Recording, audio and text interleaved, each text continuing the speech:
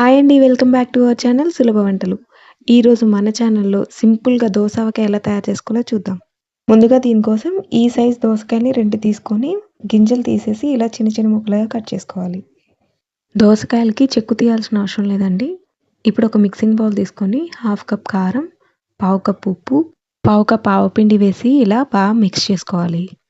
దీంట్లోనే 1 కప్ వేరుశనగ నూనె వేసి ఇవన్నీ కలిసేలాగా బాగా కలుపుకోవాలి.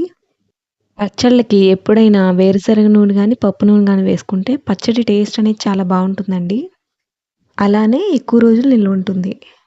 మీరు దోసకాయలు తీసుకునేటప్పుడు గట్టిగా, పుల్లగా ఉన్నవి తీసుకున్నట్లయితే ఈ పచ్చడి 2, 3 నెలలు నిల్వుంటుందండి. ఇప్పుడు దీంట్లో దోసకాయ ముక్కలు వేసేసుకొని బాగా కలపాలి. అంతే అండి, దోసకాయ రెడీ. ఈ వీడియో నచ్చినట్లయితే లైక్ చేయండి. అలానే మీ ఫ్రెండ్స్ అండ్ ఫ్యామిలీకి షేర్ చేయండి. మన ఛానల్‌ని సబ్స్క్రైబ్ చేసుకోండి. మీరు కూడా ట్రై చేసి మీకెలా కుదిరిందో నాకు కామెంట్స్‌లో చెప్పండి.